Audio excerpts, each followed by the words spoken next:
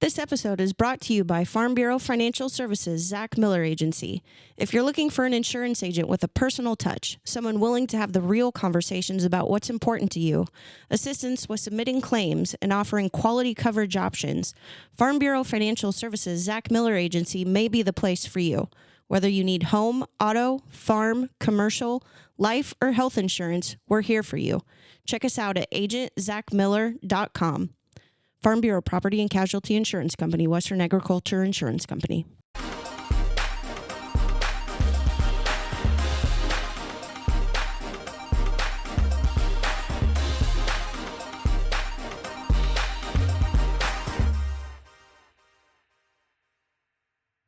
Welcome back to another episode of Touching Base. I'm Zach Miller, joined with my co-host Vance Neidig, and we're thrilled to have this young, aspiring musician from right here in Norfolk. Trinn, thanks for making time to be here today. Absolutely, yeah. Thank you guys for having me. I'm really excited to be here. No problem. Thanks for doing our Swearing is Caring event. Yeah, that was real awesome. nice of you. That was yeah. I think that might have been the first event that I was actually like panicking over because I was like, it was a whole new people, whole new event. I was just like, I really don't want to screw this up. Oh, you did just fine. It was fun. Okay, good. Yeah, it was we, great. We didn't want you to feel uncomfortable because like we do a lot of conversating and stuff like that, and it was kind of one of those. We wanted that mood music, and you kind of gave that to us, so it was awesome. Well, yeah, I'm happy I could provide that for you guys. And you got some good songs. Well, I appreciate that very much. Thank you. And I gave you a few golf claps. Yes, I love that you said whispered thank you into the microphone. That was always funny. Yeah, you were. Yeah, I appreciated the golf clap. Yeah, yeah, definitely. Kept it nice and mellow. But it was great for you to do that. Great for you to do it for charity. It was awesome. There wasn't a lot of undergarments thrown on stage. Yeah, so. sorry about that. No, that's Is that fine. how you determine if you're a good singer or not? No. I normally I go without that for the most part. Okay. But Next time we'll make sure we have some in like a tote or something we can just throw up there. Start Okay, throwing yeah, undergarments. Start a trend. yeah, that'd be great. I'd love that. That's awesome. But again, really appreciate you doing that. Yeah. Hopefully we can have you again to do that too. So Yeah, be a lot of fun. Yeah, just keep me posted. Definitely. We always like to get a little background on everyone first. People seem to like that around here. So are you originally from the area? So I was born in Omaha, but long story short, my mom brought me to Norfolk when I was like 2 years old, and we just kind of started our lives there. So from what you can remember, basically, is Norfolk kind of pretty much. I only have like one vivid memory of Omaha when I was that age, and then one very hazy memory, maybe two, but yeah. Sometimes they come back as you get older. They're like, oh, yeah, I've noticed that too. We moved to Amberwood Apartments at that time, so anything after that is pretty much where our life started, and pretty much where my memories don't. What year would that have been? 2005. 2005. Maybe. God, Yeah. we're old. Oh, come on, you guys don't look a day over 20. I graduated the year after that. Did you really? Yeah, I graduated in 04. Well, you guys look young to me. Well, we appreciate that. Yeah. We appreciate that. So, I mean, I also don't remember anything before 2005. So Yeah, I've heard. we'll go that way. there might be some other reasons for that, but no. What was your life like growing up in Norfolk? Was it pretty good up until the high school time frame? Yeah, it was. Yeah, everyone was super nice. Met a lot of friends, met a lot of really good people.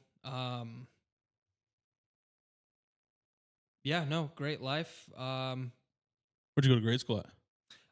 So I think from kindergarten to second grade, I went to is it Lincoln Monastery now? Is that what they call it? Lincoln Montessori. Yeah. Yep. So I went there, and then I went to Grant Elementary from, I think that would have been third grade to fourth grade. Yeah, then Grant's middle good school, too. junior high school. Nice. Yeah. What about high school? How was high school for you? How was that experience? Norfolk High, I'm assuming, right? Yeah, it was mixed emotions. Yeah? I wasn't treated great in high school. I'm sorry to hear that. No. It's totally fine. I mean, By peers, by yeah, mainly peers. And actually, middle school and junior high, a lot of the teachers were not very fond of me either. oof. I mean, that's just kind of how it goes with like artsy people. I feel like Yeah. it's just we're just genuinely not liked people. But no, I mean, I did drama in high school. I think I did every single play except maybe one my senior year. And that's kind of where I felt comfortable on stage. That's where I found I enjoyed being on the stage. And that's also where I think it was sophomore year I started getting into poetry and music and all that kind of stuff. So, yeah, not great memories from high school, but definitely life changing. Were you in band or orchestra or anything? I wasn't actually. No, the only musical experience I got in school was choir in middle school. I kind of forgot about choir. Yeah. Yeah, no. I mean, I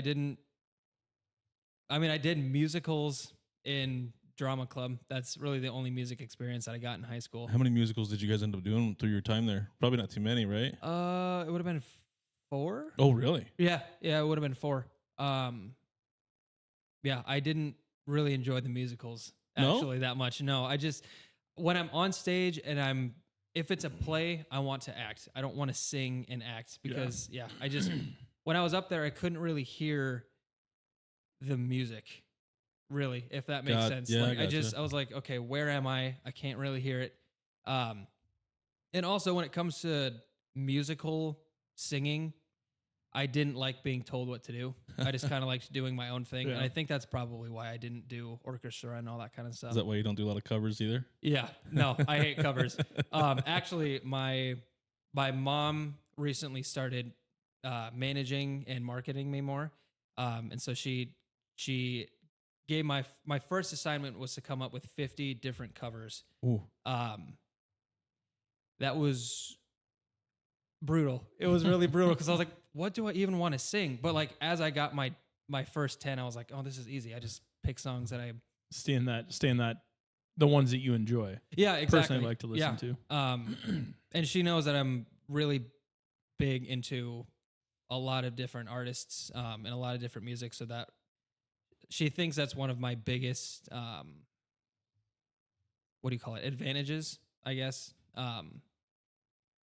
Pretty eclectic. You like a lot of different things. Oh, I like everything. Yeah. Like any single time I ask someone what kind of music they listen to, most of the time they're like, oh, I listen to everything. And then the next question I ask is, well, do you like polka music? Like, no. Well, that's I not like everything. a little polka. Yeah, I love polka music. Yeah. Little jazz. Yeah. So I'm not that eclectic. No. I'm fairly eclectic. What's not your that favorite eclectic. kind of music? Depends on what I'm feeling. He's mood based. Is he mood based? Yeah.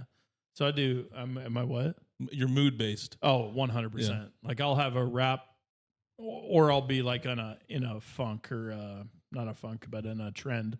So like I'll do rap, I'll do rock, I'll do country, Right. I'll do your pop. Like I'll go back into the 90s, go into the 80s, go into the 70s, go into the 60s. But it's like I'm going to listen to that. Whatever genre I'm in, that's basically where I'm going to sit. Right. Unless I'm listening to my Pandora thumbprint radio, and then it gets all over the board.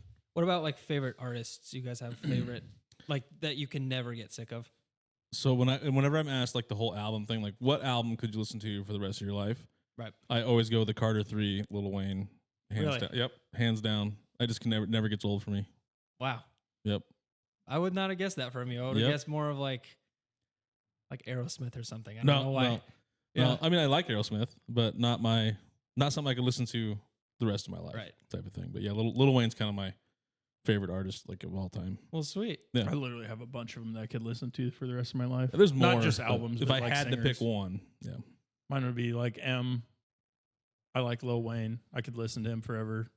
And then I'd do like Avenged Sevenfold, Metallica. I could listen to Prince too. I'm now on Falling in Reverse. Never even really was big on them, but now Falling in I'm Reverse. huge love Falling in Reverse. So, Yeah. but yeah, Like, that type I of was stuff. gonna ask, you a Prince fan? Yeah. I noticed the one thing that I'm most interested in was my dad telling me that he played every instrument in every one of his songs, He did. which I'm just like, I think that's kind of where I got a lot of my inspiration from was like, I have to do everything on my own. Cause like I'm a control freak, and the first maybe 4 or 5 years I made music, it was all in my room. I did everything by myself. I think I did like 3 or 4 albums within a year just all by myself because I was like, man, this is so cool, just doing everything. But as I got older, I was like, the only thing I know how to do is guitar and the crappiest little piano pieces. I can't do anything else other than that. Yeah. Yeah. That's all right. I just watching you up there, you kind of had, maybe not to that level, but I could see a little Prince-esque the way you were handling yourself on stage a little bit, just at that little event. Yeah. I mean, whenever I can, I like to try to watch some artists that like my parents liked back in the day. I like to watch them live. Because like, I mean, I've seen Ed Sheeran live. I've seen Bruno Mars live. I've seen a lot of people from my day and age live. I try to just go back in the past and see them play. I don't know. It's just interesting to me to see how far we've come, I guess. Did you pick any Prince songs for your covers at all? No. Can you divulge in any that you maybe picked so far? Let me think. I'm super intrigued. Yeah, no. Let me think. Do you know Beyond the Sea? Beyond the Sea. Yeah. Yeah, I love that song. I It's a picked good that one. There's some Lady That's Gaga. catchy. Adele. You'll get the crowd with that one. Oh yeah, no, I Yeah. love any old song like that I love. But I've did the Beatles, Lady Gaga. I think I did Bruno Mars. What about any Frank Sinatra or like Dean Martin? Frank Sinatra. Ipanema. Okay. Yeah, I don't know. Is it Ipanema Girl or is it something like? I'm Ipanema? not. I'd have to look it up. Yeah, I wrote that one down. And then I think I did for the Beatles. I think I did All My Life. Okay. Yeah, because that's my dad's all-time favorite song. Really? Yeah, he loves that song. That's cool. And then I picked Billie Eilish. I kind of want to do. Did you play that one at? I didn't. No, Okay, I don't have that one memorized. But Okay. I want to do either Ocean Eyes by Billie Eilish because that's my sister's favorite song. Mhm. Or 6 Feet Under because that's my favorite song by her. I'm probably gonna go with my sister's favorite one just so if I want to sing it with her, I can. Are you trying to do like one per artist? Is that kind of what you're trying to keep it? Yeah. Yeah. I get that. I mean, so the Decemberists are my favorite band ever. I love every single one of their songs. They're a folk rock band. I get most of my inspiration from them in terms of storytelling and just the genres and stuff. Like they're just, to me, they're musical geniuses. And they're just, when you listen to them, you're like, this is totally not folk music. Like this is awesome. Yeah. But no, I think I have maybe 4 or 5 of their songs on that list, maybe. Nice. Yeah. That's cool. I like that. We kind of went off on a little tangent there, but that's all right. No, yeah. Like I love that. tangents. Did you go to college at all? Are you going to college? No, I didn't. Decided not to? Yeah, I hated high school so much. I was like, I cannot do Yeah. I cannot do this You anymore. probably had no idea of, if you were to go, you probably didn't know what you wanted to go for. Honestly, yeah, no. I was just like in high school, like in every year of school, they just beat it into you. Like, what do you want to go to school for? What do you want to do in college? Like, I don't know. We're supposed to know this by 3rd grade. Right. I don't know. But yeah, the more I thought about it, I was like, I just want to make music. Can I just do that? Yeah. Yeah, I guess I didn't really have a plan B. That's okay. Yeah. It's better to not go, save the money, and if you decide something later on, you can always go back. Yeah. Than exactly. to spend the money up front and not get anything out of it. Yeah. And I have thought of going, but yeah, also it falls on the what would I even go for? There's music programs. There's like music, like UNK has a music producing program. I actually took a few classes in that when I went Did ya? there. Mm-hmm. I didn't Yeah, know what I I don't wanted know. to do either in college. I was taking sports management classes and music producing classes and all these things, and I just couldn't decide on what I wanted to do, where I wanted to fall. Right. And now I'm an insurance agent. Yeah, I don't know. I'm a lot like my mom because she's a huge control freak. And that's kind of one of the reasons why she wanted to manage and market me was because she saw I was struggling and she knew what I needed to do to be more successful. But But yeah, no, I can't, when it comes to music, I cannot stand when other people tell me what to do, I guess. Yeah, you kind of want to break a barrier type thing. Yeah, kind of. I get that. Yeah, and I'm not opposed to learning new things. Like I want to say within the last week, I've learned maybe 10 more chords that I've never heard of. Nice. I don't know. I just try to branch off every week. Nice. Yeah. Like that. What's the spark that ignited your love for music? Like, was there a specific moment or song that made you say, this is what I want to do? It's a really good question. I think the reason why I got into music it wasn't even because I liked it. It was because I feel like I had an appreciation for it that I didn't even recognize till later in life. It's actually hard to find that nowadays. No, yeah, absolutely. Yeah. Because I mean, a lot of people, they pick up the guitar or start playing an instrument, just kind of having in mind, like, I want to sound like this artist, or like, I want to do this kind of stuff. And that's kind of not why I got into it. I just had a big appreciation for it. But I mean, I started doing poetry. And that's when I got like super angsty, was when I started doing poetry and all that stuff. But after maybe a couple months of doing it, I was like, this is not working. I need something else. And so that's just kind of when I started to teach myself the guitar, and writing my own stuff. Nice. So you started out in poetry. It went from poetry to songwriting. Is kind of how the transition went. That's good. Growing up, we kind of talked about this a little bit. Growing up, who were the artists or albums that shaped you, and how do they still influence your sound today? Oh man, I would say my dad was probably responsible for most of the music I listened to. He always had control of the stereo growing up. Like, my mom never had a standing chance. But I mean, we listened to Oasis, the Beatles. John Mayer was really big. John Mayer's still a little underrated for me. I don't know. I like his. Is he underrated for you? I think so. Really? I don't know. He kind of he's kind of a meme nowadays a little bit. Nope. He is kind of. Yeah. I don't know if he's. He kind of fell down the Dave Matthews path. A little bit. He did. Dave Matthews is another one. Yep. Who else? Yeah, my mom, I can thank Lady Gaga and a lot of that girl music, which I still like. I loved Lady Gaga. One of my favorite songs actually as a kid was Teeth by her. Yeah. Are we going to hear you singing a rendition of WAP anytime soon? Actually, no. Who asked me that? I think my mom asked me that same exact question this weekend. But no, maybe in the future. Maybe in the future. I could just see just a slower, like a 7 days slowed a down week. version. 7 days a week. 7 days a week. Gets that wet. Get that wet. Yeah, no, not anytime soon. You're kind of chasing a dream like the many don't pursue at your age. What's been the biggest sacrifice or risk that you've taken to follow music? That's another really good question. Probably time with friends and family. I've had to sacrifice a whole lot. Yeah, that's kind of been the most fights I've had with friends and relatives. Is just the time I've sacrificed. Because one thing that I feel like people don't understand about just writers in general, whether it's an author or a songwriter or a playwright, is writers never stop thinking. Like, a lot of the inspiration that Miyamoto got for Mario was just seeing things that he just saw just walking as a kid. And that's kind of, I think, where I get a lot of my ideas from. But no, if I'm at work, if I'm doing anything, I'm constantly thinking about music, and it's just really hard because I've taken pills for it.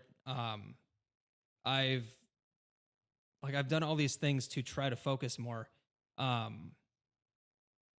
It helps sometimes, but after a while it kind of starts fading away because your brain gets used to Adderall, you know? Mm-hmm.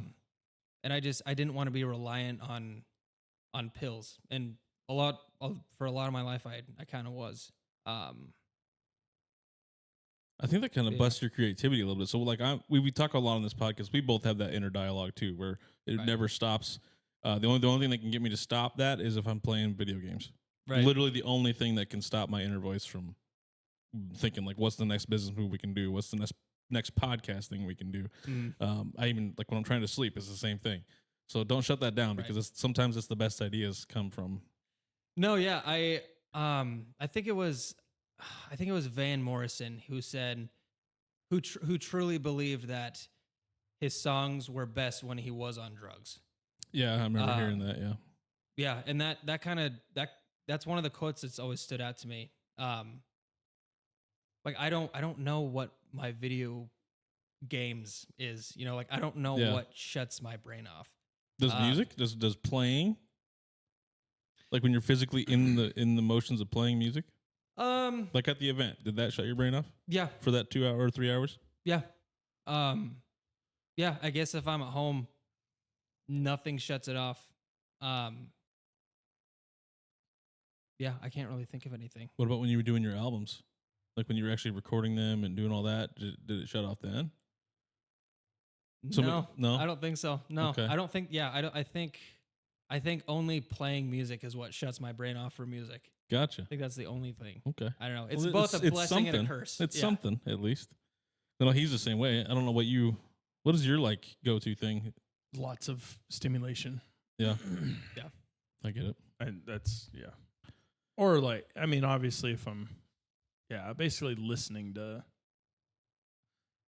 sometimes it's music, but it's not really even music. Because if I find myself listening to music, then I'm daydreaming about other stuff. But like if I'm listening to podcasts or something, I'm focusing on what people are saying while I'm doing another task. And then that kind of evens you out. Evens everything out. Oh yeah. Okay. I guess a so podcast. If I'm listening to a podcast, but still doing a task at the same exact time, I'm much more evened.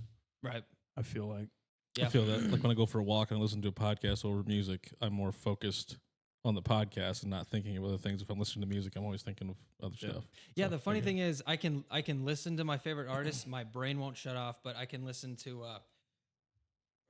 I can listen to interviews of other musicians, or my go-to podcast is Bill Burr's podcast. Okay. You guys know that comedian? Yep. He's my favorite comedian. But yeah, I would say interviews and podcasts are the only thing that can really shut my mind off if I'm not playing. Well, nice. There you go. That's something then. Yeah. You got something. How has like Norfolk or the community around here shaped your music, whether it's the vibe, culture, local scene? You're asking a lot of really good questions. That's our job. Well, you're very good at it. Let me think. I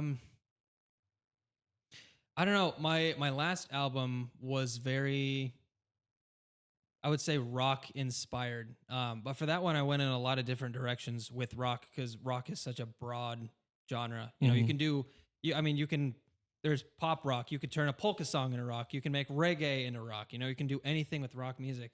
But I think that my last album was my least favorite project I've ever done when it comes to tunes. I think. Really? Yeah, I think it's because I was trying a little too hard to try to fit in to the music scene, because a lot of the music scene is rock music. You know, I mean that's. Even in Nebraska, really, if you turn on a radio station, there's rock music playing. It's rock or country, basically. Yeah, exactly. But no, I mean, I already have ideas for the next album.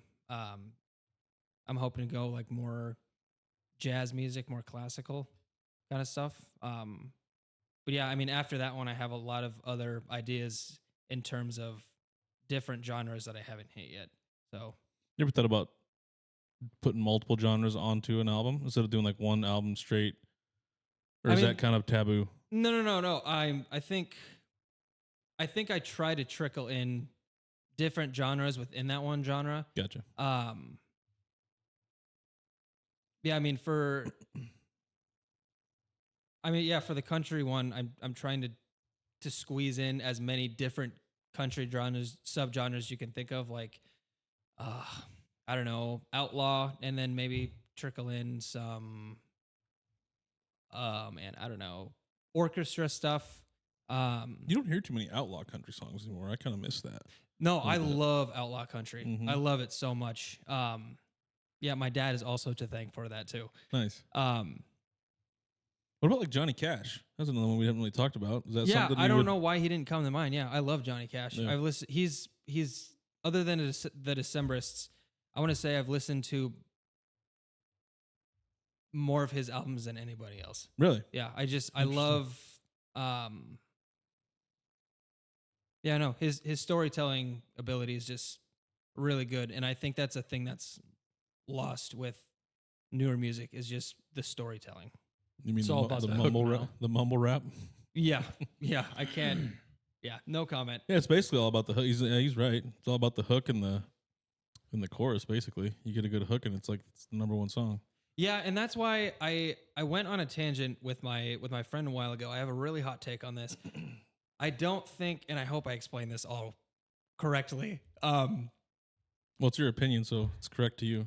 Yeah, I don't think talent is a thing. I think the word talent was constructed by people who maybe couldn't do those things. Like I look at like Olivia and I, we walked downtown in Lincoln, Nebraska one time, and we just looking at all these buildings, and we're just like, someone built that.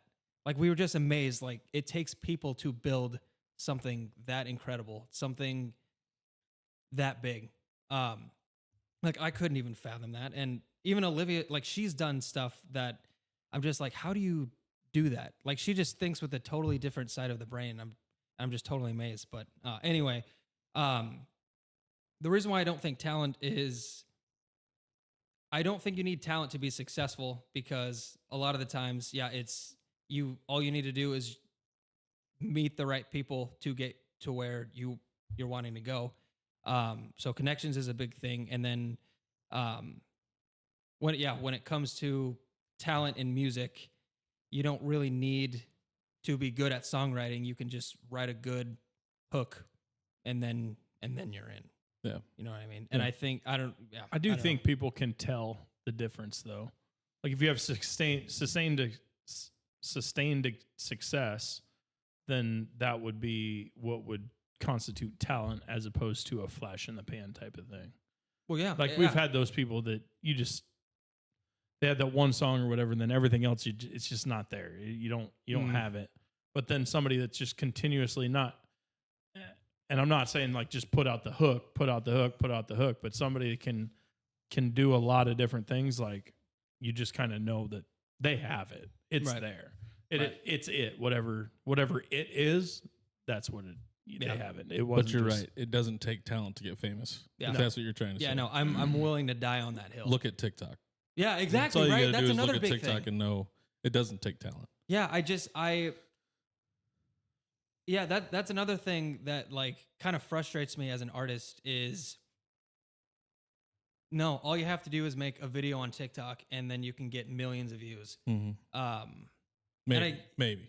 Well, yeah, I mean, yeah, I could never do it. You know, I guess I'm just We've not posting tried. the right stuff. Yeah, We can't either. Yeah, we can't just- get millions. I think it's the right time at the right place. 500,000 is the highest that we got, and it wasn't even our video. Really? No, What video was it? it was a Call of Duty. Some guy talking about Call of Duty. Oh, okay. Well, that'll do it too. We just laughed at it. Yeah, no. What else? There was a ton of other points to this, but Sorry. No. You're totally fine. And another thing with the whole talent thing is, I asked my friend one time, "What's more interesting to watch, a band or a solo act?" And he said, "A band." Like, I mean, yeah, I would much rather watch a band than a solo act, you know. And I think that's another reason why it's so hard being a solo act, is because bands are always going to have the upper hand on you. What do you consider a band? Do you consider a singer with a guitar and a drummer? Is that a band? I would say that's more of a duo, I guess. Okay, that's what I kind of wanted to, because there's a lot of duos like that Right. that I enjoy more than watching a full on band. Right. Okay. Yeah, I guess I didn't even think about that. Yeah. But yeah, in terms of band, like singer, guitarist, bass guitar, then you got the piano and the drums. So the full thing. Yeah, exactly. And I've known a lot of bands who have gotten a ton of great gigs, but maybe they're lacking something. Mm-hmm. And obviously, I'm Mr. Big Man. You know, I mean, I don't exactly have a lot of room to talk. I still have a lot of work to do. You're young. Yeah, Yeah, which is probably why I'm saying so much stupid crap. You're not saying it's not stupid. You just have big ambitions. I get it. It's good to have that. Otherwise, you're going to fail. So Yeah. I mean, that's just the truth. Yeah, no. You have to have high. You have to have a little bit of ego to be in the space that you're in and try to do what you're doing. Yeah, which is good because I think I have a lot of that. I try to hide it. Hopefully, people can't see that I'm that way, but I don't know. Sometimes being a little conceited is okay. Right. It's all right. Yeah. You definitely have to have high self-esteem. Otherwise, Yeah. you can never succeed because one bad thing is going to be like, it'll derail you. Like, Right. Yeah, I think my self-esteem is through the roof, honestly. I would say that. Yeah. Just I've only met you twice now, so Oh, well, I appreciate that. 100%. Well, I hope it takes me somewhere because music is the only thing I've ever been good at. So, I think it will. well, thank Hopefully, more people will see it from this show. The 3 people that watch us. So, you. Well, hopefully. What's one misconception people have about being a young musician, and how would you set that record straight?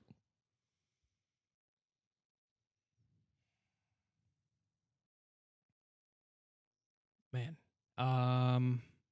Whether it's the ego thing or the self-esteem, or it could be something completely that I'm not even thinking about.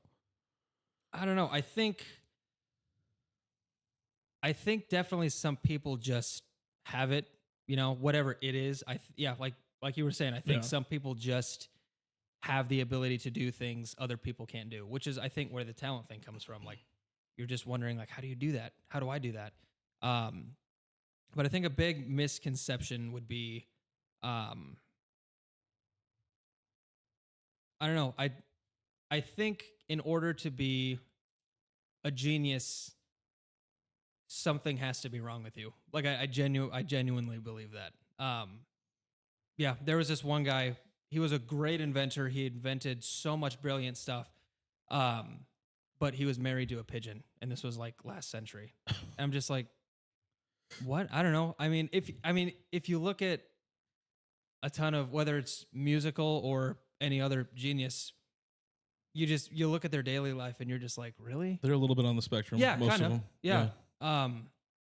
And I think a big misconception is they have everything Figured out. Yeah, figured out, going straight in their life. Nobody does. Absolutely. Yeah. And I definitely have my fair share of issues. But not me. Speak for yourself. Yeah. I didn't think anything was wrong with you. You're perfect. What about the one that I see sometimes with young musicians is they are considered that they're lazy. They don't want to get a job. They don't want to whatever. They're just doing this to make it seem like they're being productive. Yeah. That's actually something that I've struggled with. Like I've had a lot of jobs and I've been decent at them. I've never been great. And yeah, that's another curse with being a writer is just you're for whatever reason,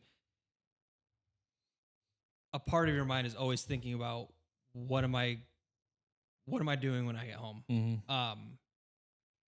But yeah, I definitely don't think I'm lazy. I spend at home, I spend all my time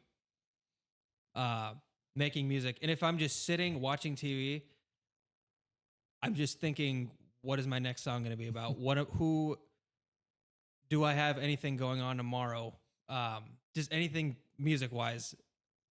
Just honestly, when I'm sitting on the couch watching TV, that's when everything just floods me. And I'm like, that's when I get stressed. Just by sitting doing nothing. Does watching TV and stuff ever inspire you? As far as, I used to want to get into film writing. Right. So anytime I'd watch a movie or hear a song even, I'd be like, okay, here's how I would have this opening scene. And I would visualize it by listening to this song. Right. Do you ever do that with music? Like with watching a scene? Like, hey, I could write a song that would go really good with this particular scene or something. Yeah, sometimes. Yeah, I definitely gravitate more towards movies than TV shows. Like I like the show You on Netflix. I love Stranger Things. The my favorite show is The Walking Dead. It's a good show. Yeah, I love that show. It's genius to me. But I would say movies probably opened my eyes a little bit more. But you're not going to write like the next action sequence music, probably. Right? Yeah. No. Absolutely. I would absolutely love sometime to write the music for a movie or a TV show or something. Be the next Hans Zimmer or something. Yeah. Hans Zimmer, John Powell. Yeah, I love every. Yeah, they're just geniuses. But yeah, I guess I would say action movies probably inspire me the most, which is Really? kind of weird. Yeah, I don't know why. I just love action movies. We watched the movie Deepwater Horizon, Yep. and right after that, we watched Patriots Day with Mark Wahlberg. We watched those two back to back, and I'm just like, my mind is going a million miles an hour. Like, I love the way they did this. The music here is great. Yeah, It's just a bunch of stimuli in action movies. yeah, pretty much. Yeah. Yeah, I notice I can never just sit down and watch something. I'm always like, how did they do this? I'm gonna do this someday. What chord is that? How did they get that sound in there? What instrument is that? Like, I'm constantly, even with music, I like to listen to what kind of instruments they use. I don't know. It's just interesting to me. That's cool. Yeah. I like that. Walk us through your creative process. Do you start with a melody, lyrics, a beat, or something totally different? I've never been asked so many great questions within an hour. Let me think. I want to say I've tried a lot of different songwriting processes within the years. I would say I start with an idea, and then the lyrics come. I would say the melody comes last, honestly. I'm not even really thinking about the melody. I'm thinking more about the story and what the chords are going to sound like. Whereas a Yeah. lot of times nowadays they have the hook and the melody before they even come up with the lyrics. So you're doing it. You want to tell a story instead of just Oh yeah, I blurt absolutely words out yeah. there. I like that. Yeah, storytelling is. Yeah, I think storytelling is one of the things that's missing from this generation. And I think, yeah, being on your phone, like sometimes I'll scroll Instagram, and like 5 minutes in, I'm like, what the hell am I doing? Because that you're not thinking for yourself. You're mindlessly scrolling. Yeah, it's brain rot. Yeah, exactly. And for whatever reason, it's just so addicting. It is. And I don't know why.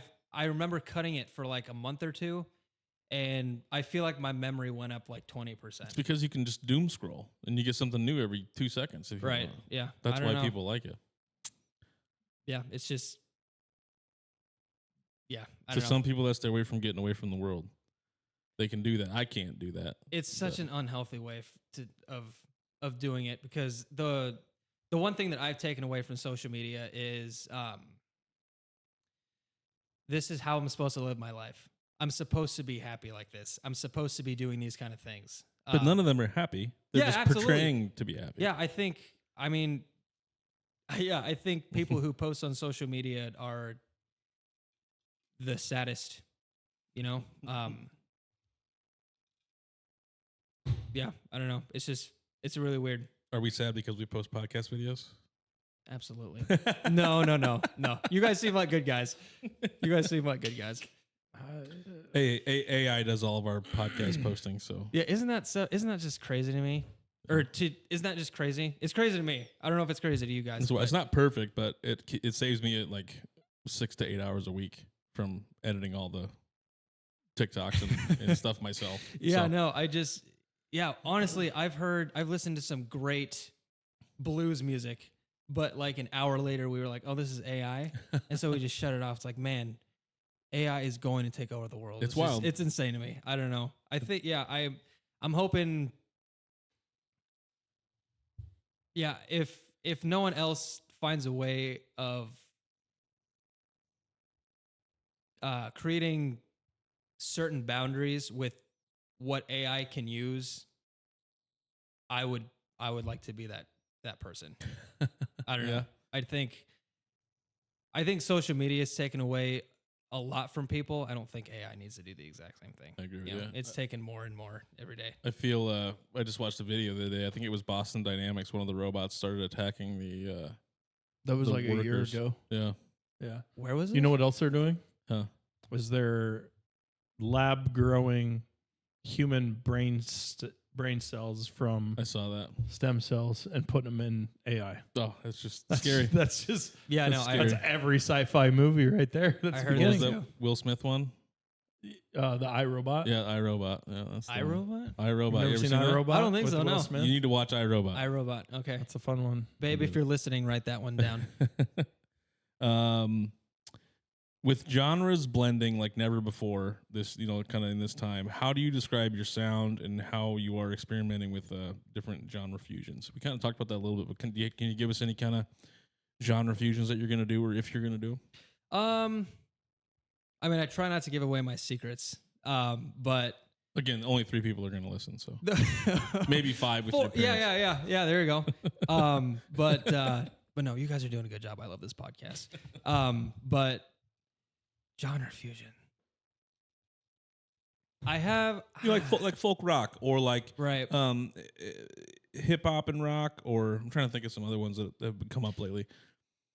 So I listened to this one artist before I came here today. I can't remember what his name is. But he mixed country music with jazz, and that totally stood out to me. There you go. Yeah, something like that.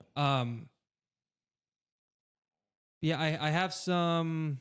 Or like when they mix like classical and hip hop, like that's a crazy jump. Yeah, I think that's really cool. Yeah, I've got a lot of ideas when it comes to what genres I'm gonna mix. Yeah,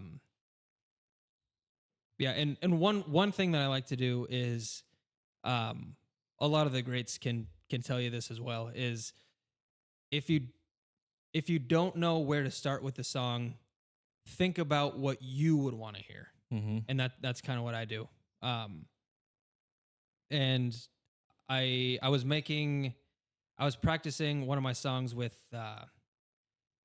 Bob Lethaby, I think his last name is.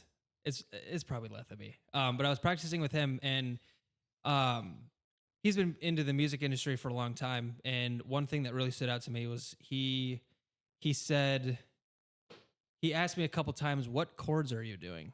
Like, I've never heard that before.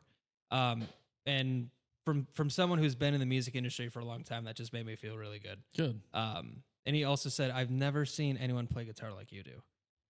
So you can have your own. That's nice to hear. Yeah, because no. that's what you're shooting for. Yeah, right? Is exactly. to be unique. Yeah, I would say you had a unique sound the whole night. Like everything was, you had a specific sound.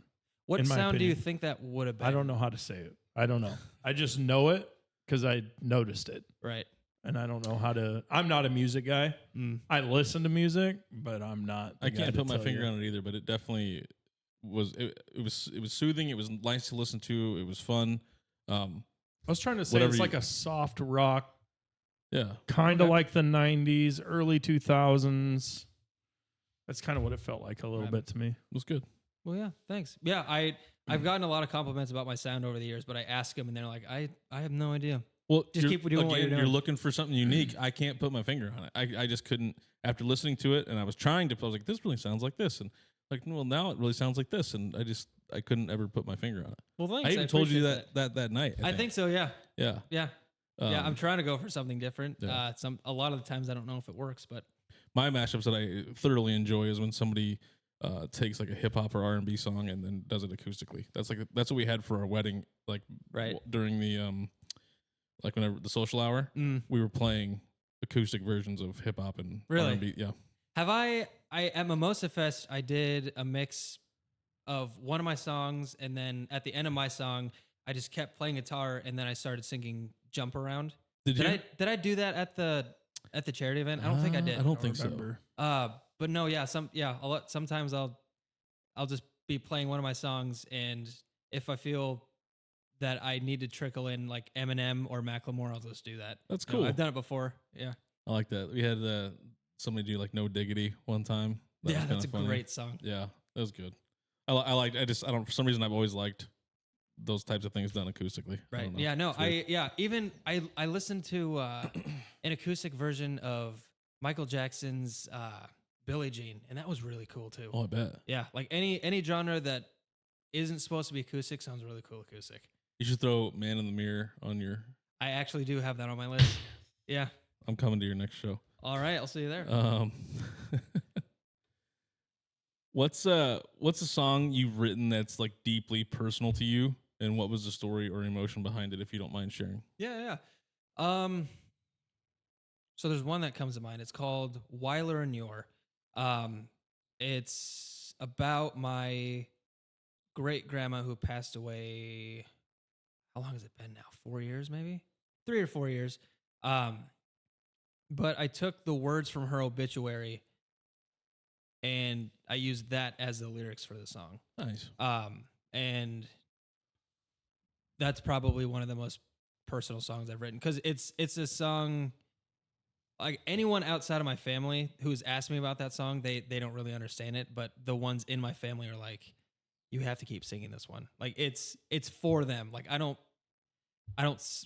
that one in particular, I don't really sing for me. I sing it for grandma. And I mean, I wrote a song about my dog who passed away the day that I moved out. That would have been a couple years ago, but That's kind of hard. The day you moved out. yeah. So yeah, she we had to put her down because her liver was failing. Oh.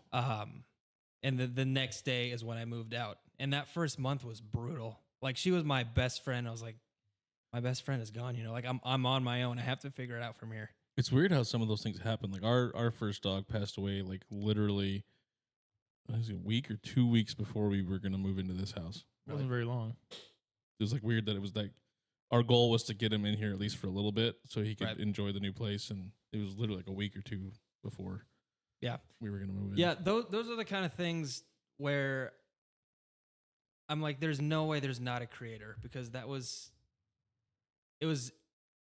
interesting. You know, it was too convenient. You know, kind of like how the moon can completely block out the sun. Like there's no way. Yeah, there's no way that just happened, to me at least. I don't know. Mhm. Yeah, like it was supposed to be like your transition type of thing. Is that what you're saying? Like it was meant to happen so you could Yeah. move on a little bit? Yeah, I think so.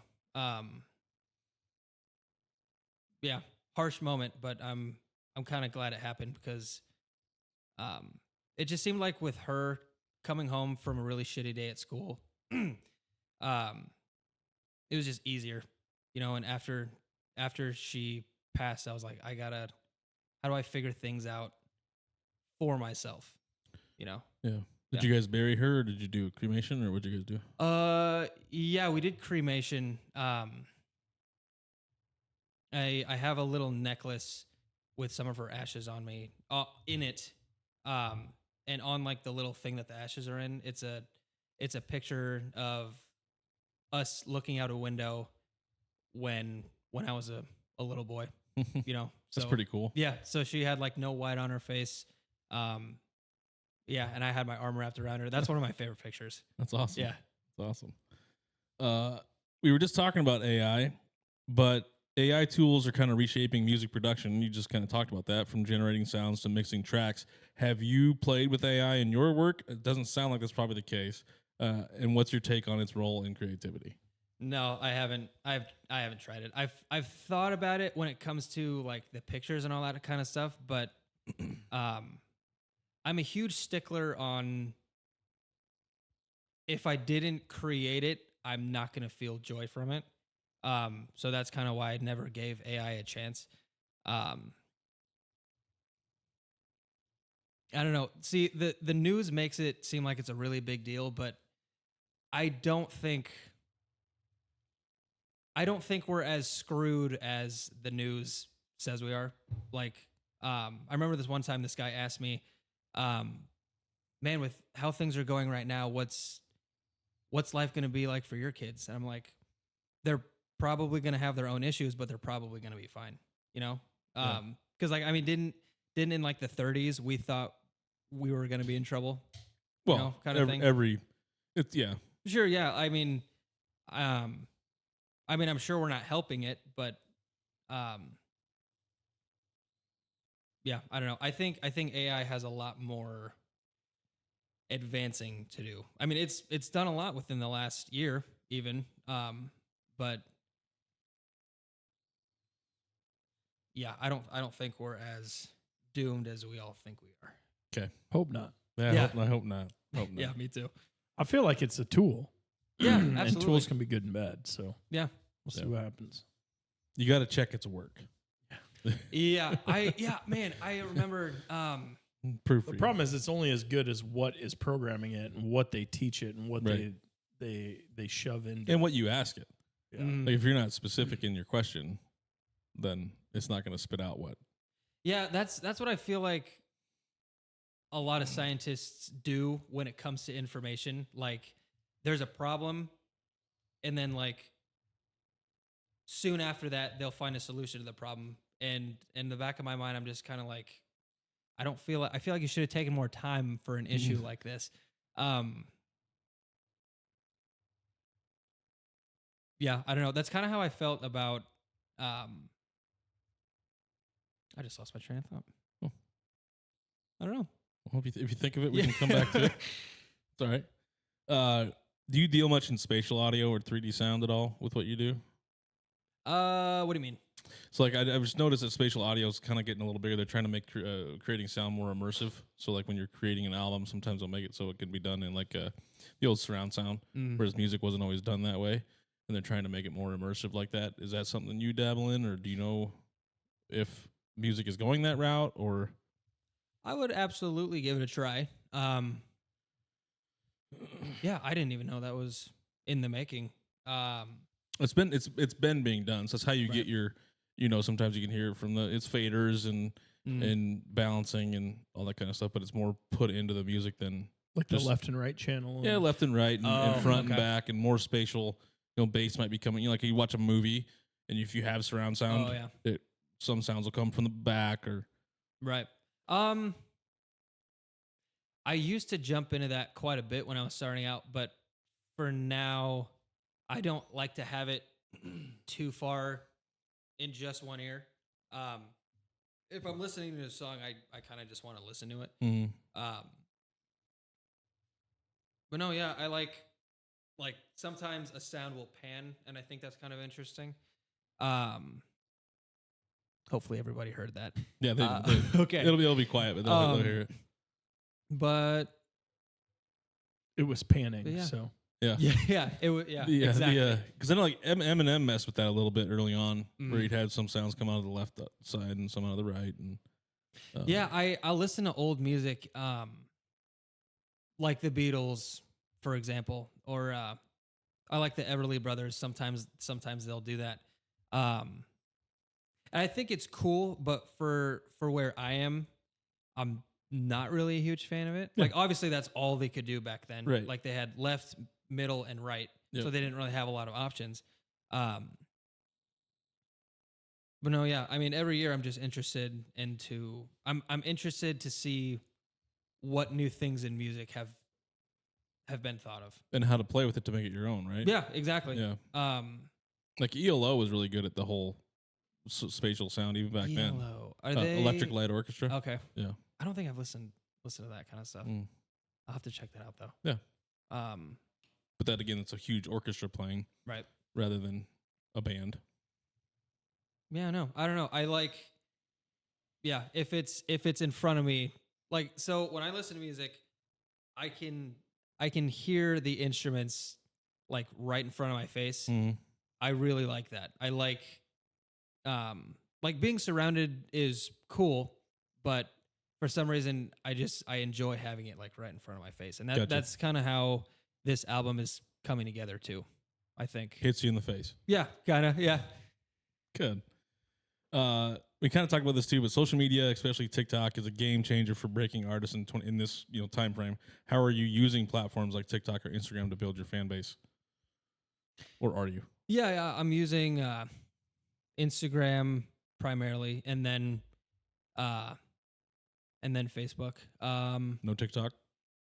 No, I tried it for a while. I just couldn't get into it. I don't know why. I think it's the overexposure. It is a quick way to go viral, though. It is. I don't know. You see, what I want to do is, You don't want to go viral. I mean, absolutely not. But no, I don't like, I want to be, if I do become famous, I want to be recognized for. You want it to be organic. Yeah, exactly. That's a really good way of putting it. I'm very old fashioned when it comes to that kind of stuff. So I honestly get really butthurt sometimes that my albums aren't selling. But then I just try to think of different ways I can get CDs to sell. And I have a lot of ideas for that, but I kind of don't want to give my secrets away. Yeah, I get that. I kind of just want to keep it for myself for now. But that's kind of the route we're going with the podcast, is trying to do organic. So we don't pay for a whole lot of advertising. We don't. We're trying to just do word of mouth. And yes, we post videos, but we don't like promote them or things like that. And that's the interesting thing with like local artists or like local podcasts is it's not so big to the point where it's like it's not fun to listen to. Like yours is super fun. Like you had an ad in the beginning. And did you have an ad at the end of your episodes? Depends on the episode. Yeah, I don't know. It was fun just listening to an entire episode with you guys just having a conversation with somebody. I listened to your guys' interview with Chase Carter, Josh Smoning, Chad Barnhill, and it was just really interesting because I could just sit and listen to a podcast apart from, every 15 minutes getting an ad. Yeah. And those aren't ours. They're not yours? If it was every 15 minutes, was it on YouTube or what was it on? Wait, well, what platform he's talking about other podcasts. Yeah, other podcasts. Oh, yeah. Gotcha. But no, yeah, if someone I know who is selling an album, I will get it as fast as I can because there's something super fascinating about people in your area creating music or art because it's within an earshot. Like you can ask them. And the thing with being... Hey, I know that guy. Yeah, exactly. And the thing with being famous is after a while, you kind of don't really see them as people in a way. It all feels, I don't know. It doesn't feel real. Yeah. I don't know. But yeah, I've got a ton of CDs from local artists and like I cherish them because they're local. Not many people think that way. So you've got a pretty unique thought. We kind of think that way. We would rather do things locally and help out local artists. And we try to keep all we do is local. So yeah, we'll keep that up. But not many people feel that. Not everybody feels that way. Yeah. Because you've seen it. You don't get as much support from local that often, but we can maybe change that. But hopefully. I think one thing with streaming services is I think once we got music on streaming platforms, that's kind of when the music industry started to fall because you can't. That's a good song. That was like as growing up, that was maybe one of my favorite songs of all time. I wish it wasn't so long. I don't know. I love it. I love that song too, but I wish it wasn't so long. I love when it's my turn on the aux. I find these really long 8-10 minute songs. I can give you some of those. I know 20-minute songs. That's too much for me. It's too much can for you? do 8 to 10 is kind of where I'm at. All right. Well, I know some That's of those too. Limit. But no, once we put music on the streaming platforms, is kind of when it started to, my opinion, is when the music industry kind of started to fall apart a little bit. Because like an artist, you put all this work into this album, you pay a fee to put it online, and you get maybe it's very little payment back. Like I haven't gotten any money back from Spotify, and I don't even know if that's how that works. But yeah, you put all this money into it, you spend money making the CDs, and no one wants them. Yeah, it's really hard, honestly. Just thinking of different ways of making money from your music, and there's not a lot of options out there anymore. And CDs is tough to sell too because a lot of vehicles don't come with CD players anymore, and yeah, like it's kind of wild. Yeah, it's just it's a dying thing. But I think, I mean, the same exact thing with record players. I think CDs might come back Eventually. sometime. Yeah. Yeah. When we're dead, probably. Us too. No, you It'll guys come gotta back in wait your away. guys' lifetime. You guys, no. You guys got a long time still. Turning 40 in 7 months. Well, happy early birthday. 7 months. Happy early birthday.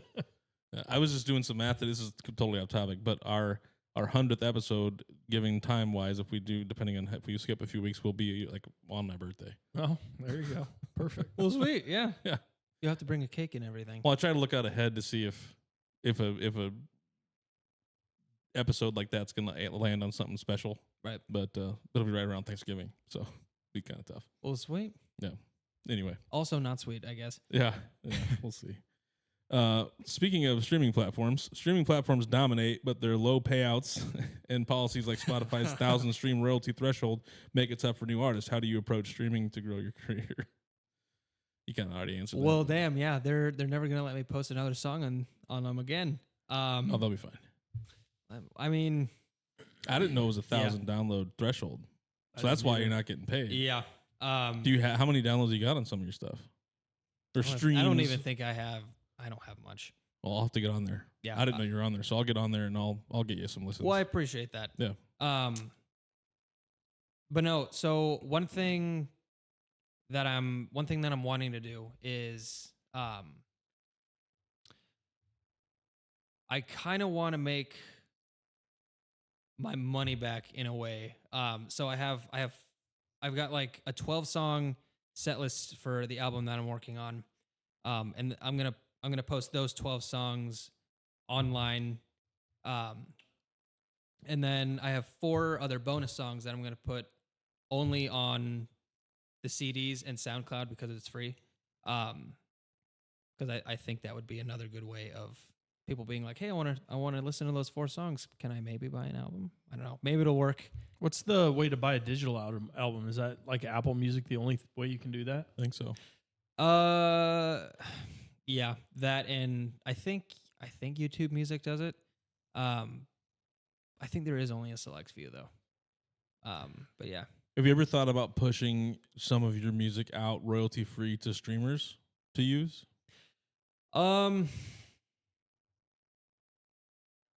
don't think I have thought of that. I think for now, everything that I make is for me and only for me. I mean, sometime down the road, I would like to write songs for other people, but because I want to make my money now, I just meant like letting them play your songs on Oh. stream, right? So they wouldn't have to pay for it, but then you'd get the downloads, and people would hear it. Oh, I guess I hadn't thought of that. Just something to think about. T-Pain does that. Right. He has a bunch of royalty free stuff that he lets streamers use. Might be something to think about. I mean, the funny thing is I have like 400 songs written. And 400? 400 songs. How many of those have been recorded?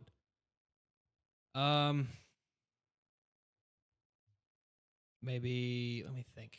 400? 400 songs. Maybe 30? Holy smokes, kid. Well, I mean, so I have all of them on a drive, but in terms of like produced, yeah, maybe 40. Wow. 400 though? Yeah. I don't think that's enough, honestly. I wish I wrote more. Well, I mean, you have time. Yeah, I do. I think it was last night. I just sat on the deck with Olivia, and she was like, just improv some stuff. And so I improv maybe 6 or 7 songs. And I wish I did that more often. I wish I wrote every night before I go to bed. But, you know, sometimes. Life gets in the way. Yeah, exactly. I get that. Yeah. How many of those 400 are you like completely happy with to put out?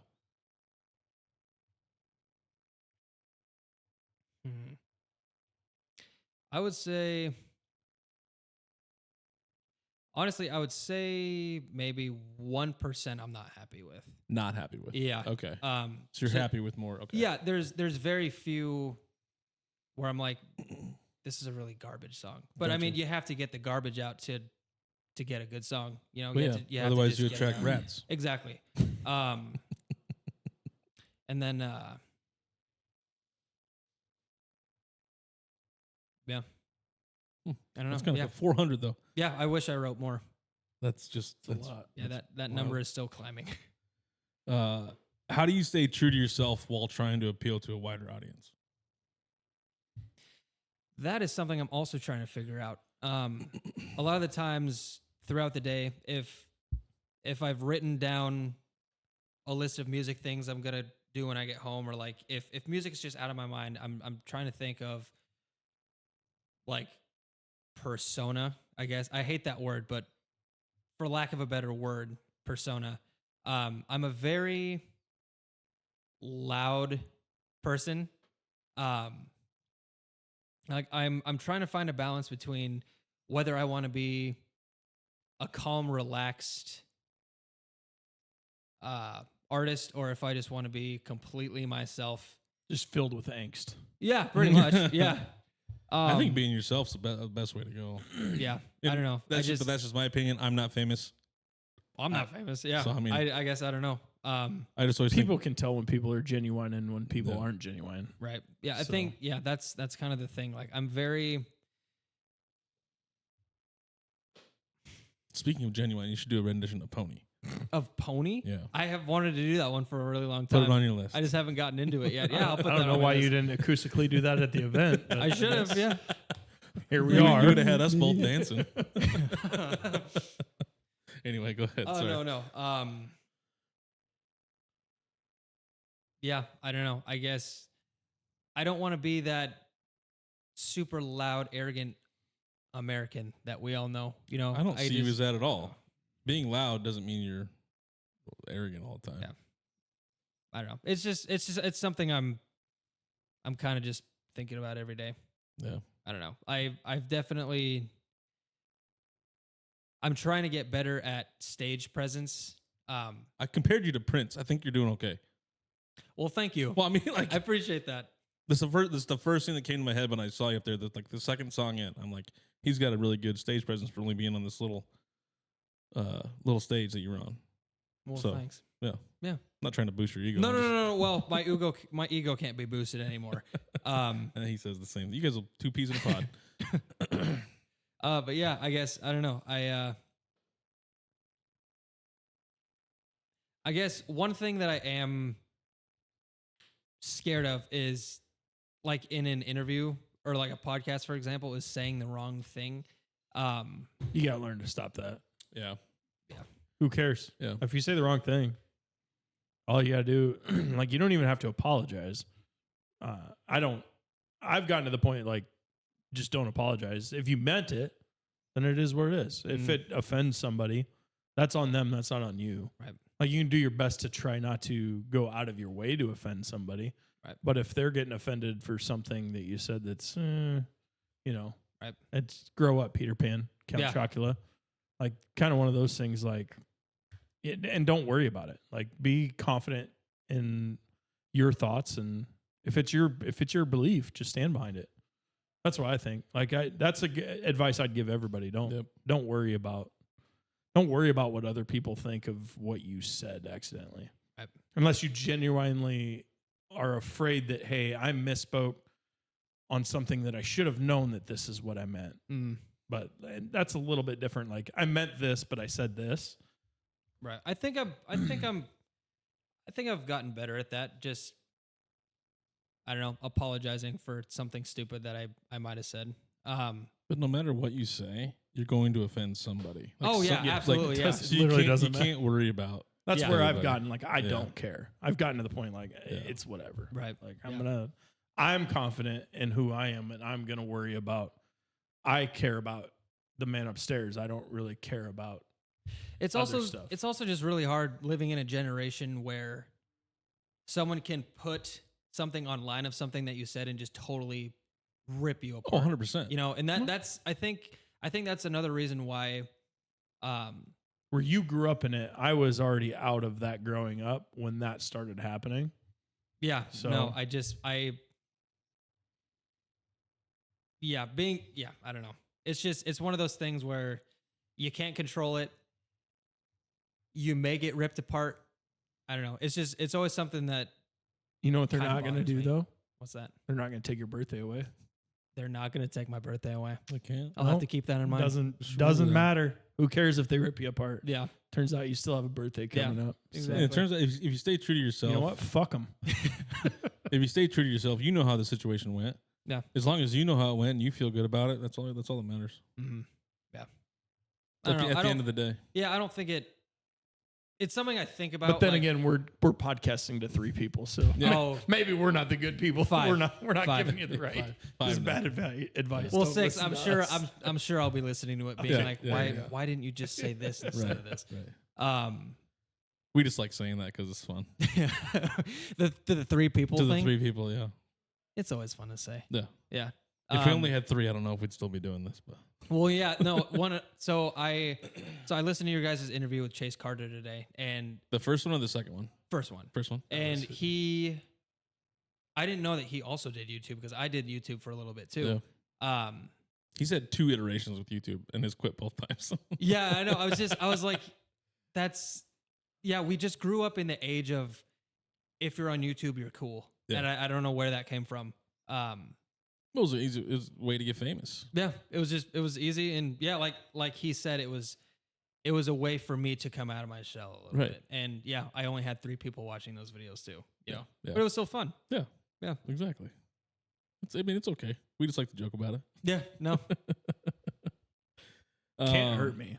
Because I still have a birthday coming up. Well, I may not make it to the birthday, but they're not going to take it away from me. Because it'll still be there. At the end of the day, just always remember to not worry about what people think. Because somebody will be offended no matter what you say or what side you take or the take you have. Somebody's probably going to give you shit about the talent thing that you talked about. Like, it's just going to happen. So actually, that does spark a story. I think it was last year. I was playing at the farmer's market, and for like 2 or 3 weeks straight, in my tip jar, this lady would put a pamphlet in my tip jar.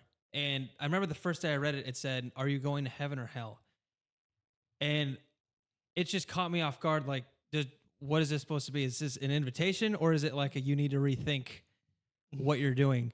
But yeah, after that, she put in another one. And then the week after that, she put in another one. And at that point, I was like, okay, I'm telling this woman. Yeah, just 1,000 things went through my mind, but it was not good things. But the week after that, she came up to me and she was like, "I really, really enjoyed your stuff." And I was like, "Oh, thanks." Like I had totally. You thought she was being mean to you? Yeah, I totally misread. She's being nice. I totally misread the situation. Musicians are the devil. Yeah, right. I don't know. But that moment is always a reminder that you genuinely don't know what's going on. You're right. Yeah. You're right. The super fan economy is kind of booming with platforms like Patreon and Bandcamp, letting fans directly support artists. What unique ways are you engaging any kind of loyal supporters that you have, if you have any like super loyals? Do you have a Patreon or anything? I guess I don't. I mean, at my where I am, I think I don't know. A Patreon account feels kind of weird to me. Like any one of those. We've got those one. Things. Do you have one? Nobody goes on there, but well, I don't I'll promote go it. on there. I don't promote it. I don't know. There's nothing on there. There's like no content. It just says our name. What we do is no content. No content. Okay. No. Well, I'll still check it out. I was waiting for more fans before we started doing any kind of right. Yeah. But no, I mean where I am right now, I think it'd be kind of weird to not ask people for money, but hey, feel free to donate because like I'm not where I want to be yet. Like I think once I get to where I want to be, maybe I'll do it. But the thing of asking my fans for money is a weird thing to me. I would just rather them just hit the like button. Yeah, exactly. That's yeah, all I it's want. super easy. Yeah, like it's not takes you zero amount of time. Like it just even a dislike. I'll even take a dislike at this point. On YouTube. Come down, do something. Do some get some engagement. Up, down. Yeah, no, I don't know. Right now I don't want to be asking people to donate because there's. But you know the worst thing they can say. What's the worst thing they can say? Fuck you. Well, no, they're gonna That's not the say word. no. That's the same as no. Fuck you and no is the same thing. Same thing. Like there's literally It's just another word. You It never means know. nothing. You never know who would give or who would, sometimes just having it there is okay. Mm-hmm. In my opinion. Right. We had a hard time, or I should say Vance had a hard time in his mind sometimes asking for stuff for like our charity thing. He just doesn't like asking things of people. Right. Yeah, I know. So it's tough sometimes. So I get it. I've been in sales my whole life, so I don't really have a problem with asking for things. But What about an OnlyFans? Do you guys have an OnlyFans? Oh, we've thought about it. Yeah. Yeah, have you thought about We've it? thought We about sit it. on a couch together. But Somebody's going to pay for that. Right. Don't know who, but somebody. Banana hammocks and all, yeah, with microphones. You Oh, never that's know. hot. Yeah. Yeah, Yeah. I think it would work. Somebody. Yeah. Somebody. What do you think? You know that Yeah, I'll somebody's donate. going to pay for it. Hell yeah. Eventually, we might have to go that route to make any money. So Yeah. that's fun. What's been the I've toughest? thought about selling my feet finder. Feet pics. Dude, I've- feet can go for so much money, and I That's- don't understand especially it. if they're like weird looking. Yeah, weird looking. the I weirder- think feet. the all weirder feet are looking, weird the looking. better. To me, all feet are weird looking. I'm just saying, It's the only thing that's like, get a good I case. could do feet finder because you're nothing else is showing. It's just Get- your feet. Just go get a good case Seems of easy. athlete's foot, and Yeah, right. Some people love the weird shrooms. stuff. Like- I don't know.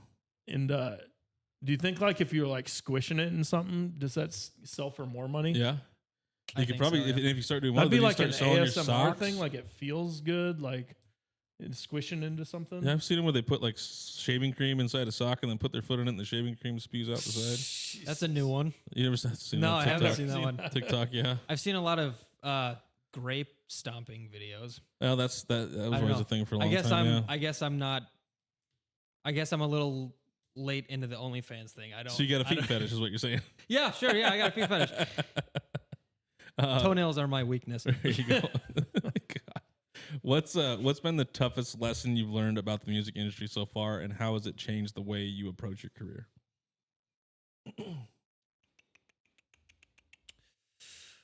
Oh man. I guess so for me, I really like words. Like I'm just fascinated with how words look, what they mean, what they sound like, how to spell them. But for me, Like Kneifl. Kneif, yeah, exactly. Kneif is another one. Kneife. That's what we say in the household. But no, I guess just like in songs I've used a lot of words that, like in a song, one of my lines is, in a song I have the word prostitute in it, and a lot of the times people are like, you shouldn't say that. Like, why? It's a word. What? It's a word. I don't Why? pay it any mind. I don't know. I guess it's one Would of those. they rather trigger hear words, the I word suppose. hooer? Yeah, hooer. Hooer. It was a hewer. A bunch of hewers. But no, I even You can just go with hoe. yeah, ho even. I guess for me is I have a lot of in my songs I want to be completely honest with what I'm thinking and how I'm feeling. Yeah. I don't care what you're thinking or how you're feeling. I made it. If you don't like it, great. If you like it, great. So do you see that attitude? That attitude needs to happen when you're about talking too. Yeah, same thing. It's the same concept. So The- you can I do it think when you're singing. The reason why I'm so scared about it is because I was such a loudmouth in high school, and I almost got punched a couple times. Like That's I okay. should have gotten punched, I guess is what I'm saying. The fact I don't get punched on a weekly basis is I still don't know how. I it don't know happens. how I'm still walking around in So, all honesty. That's how I live my life on the daily. Yeah, But I didn't mean to interrupt No, you, no, but you're you good, were you're talking about it when you sing a song. You have that same mentality that I do when I speak on a podcast. I don't give it. Right, you know, it's I'm the glad same you mon- said that. Like I'm just gonna do Yeah, whatever. Just take that same mentality. Well, yeah, I'm glad you to guys to said that. everything in life. Yeah. It doesn't even have to just be speaking. Just have that mentality. You can. I talk about the micro and macro level a lot. On the micro level, when you're in a person-to-person situation, you can kid glove stuff, right? Because Yeah. we're having a personal conversation. But like when you're talking on the macro and you feel a certain way, you got to believe in what you feel and what your belief system is, and don't be afraid of what your belief system is. Same way as like your music. Right. Your music is for you. You want it that way. You want it to say something. So who cares if somebody doesn't like it? Turns out somebody's not going to like it. It could be the greatest song in the world, and people don't like it. I don't like Prince. Right. I know you guys have been talking a lot about Prince. I'm not a Prince fan. I mean, it's okay. Sure. It's Purple Rain, decent. The rest, nah, just not, isn't for me. Yeah. So, you know, He's not wrong. ever. He's wrong, but it's okay. No, I'm no, he's wrong. absolutely That's fine. wrong, yeah. I get it, but I'm just saying. Facts or opinions. Yeah. But anyway, let's go back to Hose. But yeah, Hookers. Hose. So they're awesome. They can watch their language a little bit. No. Okay. But I just, to me, words are words. I was having a conversation with my best friend the other day, and who's also a musician. He's really good. So Kellen, if you're listening, you need to get more gigs. But anyway, I just think, I don't know, words are such an important part of living, in my opinion. I don't know. I just, if we were to get rid of words like skeletons or ghosts or zombies, well, like we just completely got rid of them. Like, okay, great. When we're talking about those things, what words can we use to substitute that? And that becomes an even bigger pain in the ass, you know? So, I mean, for my songs, I just put them blunt, whether people are like it or not. And That's the best way to do it. yeah, and I mean, I've gotten complaints from family and friends. Really? Yeah, I don't know. I don't. I mean, care. we have a swear jar for a reason. Do you That- have that is comes that what from- is that's that what that the is? swear jar, yeah. That comes from family. How much is in it? Nothing 0 now. right Oh, now. there's That's nothing only in there. during We, Lent. we took it out for the event.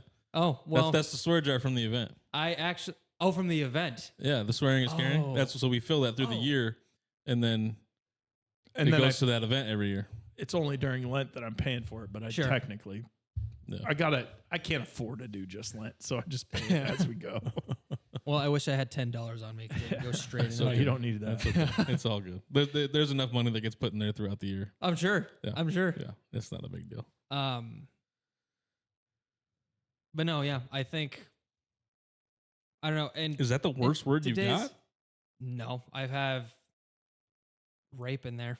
I have rape in a song, but it's not. I'm not talking about the actual instance you would use it. Yeah. I'm using it in a metaphorical way. Right. I mean, if Alice in Chains can have a song like Nutshell, why can't I have that same thing? Same Well, with right. Eminem. Why are people? I don't understand why people are so offended over words. Like online, you can't say kill or suicide. You have to say unalive. Which is wild to me. It's That's one of the ridiculous. dumbest things.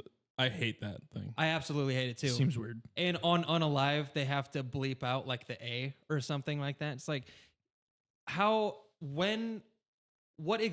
year exactly did we fall into the pit of we're not adults anymore? It was part of the woke culture thing, and then the whole thing about we have to protect the kids. Well, I taught my son those words very early, so he knew what they were. Like, Right. if we're gonna have suicide awareness, why can't we say the word? Yeah, you have to know the word Like- to yeah, You have to know what it is. You have to know all about it. right. Like, why? I just don't understand why we're coddling for these words. Like, I would like say you it was said, it's in just words. The 2010 decade, somewhere inside of that 2010 decade is Yeah. when that all happened. Yeah. Yeah, that's like 2014 or 15 or something like that. But yet, when we're watching these streamers, we're watching death happen on the screen. Mm. Why can't we? I Right. killed him. Like, well, okay, well, you did in the game. Yeah, Like, right. It does. Yeah, it's so backwards that it's laughable. Oh, it's almost. definitely laughable. Yeah, it's just ridiculous. It's 100% laughable. I don't understand it. Well, actually, I was gonna say something to that. I can't remember what it was. That I mean, when it comes to words like racial slurs, maybe you shouldn't use them. Sure. But I mean, I've been called things like that, and I don't get offended because I'm not one. I guess that's just how I look at it. Yeah. I don't know. I don't know if that's the right thing to think or the wrong thing to think, but that's just how I Again, think. it's just words. They can only hurt you as much as you let them hurt you. Yeah. You know what I mean? Yeah. They're not sticks and stones. Good one. Yeah. And it's like when you said you use it as a metaphor. It's like when I say this music raped my ears. Yeah, exactly. Like, yeah. you know, Yeah, that's things you kind of how use the all the song time. goes. yeah. Yeah, I don't know. But oops, I said the word. Yeah, Like, no, come on. I just I don't give a shit. Good. I don't. Stay that way. All right, I'll try. What's a standout moment from a live performance or open mic that made you feel like you were born to do this? Ooh, born to do this. I guess if you feel that you were Well, born yeah, to do this. I'm trying to think of one moment. I think It was our event, wasn't it? 100%. it was absolutely your event. You guys are actually very welcoming, by the way. You guys are super nice. I don't know if I ever felt like I was born to do something. I think I just kept doing it, and it just so happened I was decent at it. But a moment. Did you have a moment maybe that you weren't born to do it, but you just said, yeah, I'm going to keep doing this. I want this again. I want this feeling again. You know, I can't really think of an instance, but I'm sure there is one. Okay. Yeah. If I have the answer to that, I'll definitely bring it back up. But for Okay. now, I can't think of any. That's fine. So live music is somewhat struggling with venue closures and high costs, but virtual reality concerts are kind of taking off. Have you considered VR performances? Probably not big enough for that, but is it something that you could do to connect with fans live? There's a VR concert thing. Yeah, it's like they do in the Fortnite thing where they had the concerts. Oh, where it's that? where it's a virtual concert. I've never understood that. I thought that was just a one and done thing with Eminem. They do it all. So there's been a bunch of events, especially during COVID. They did it. No. A lot of different This is games the did first it. time. What are you guys talking about? Like virtual concerts. Like in Fortnite? Yeah, they did like virtual concerts in Fortnite or like in certain games, or like they even held them like just on different streaming platforms. Yeah, this is the first time I'm hearing about that. I had no clue. And they do VR concerts. So like you're sitting at this like front row with your VR headset with the Really? state. Yeah. So like you feel like you're there. Obviously you're not. You're on VR, but and obviously I don't know if I'm not saying you're not big, but maybe Well, not, no, maybe I'm not not even quite close. big enough to hold a virtual concert. but Yeah, I would hadn't that even. be something you would consider?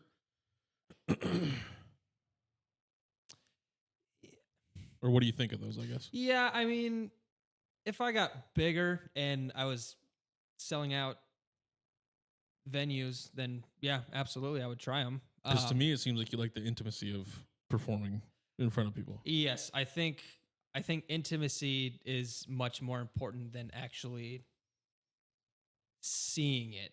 I would much rather be a part of something than see it happen.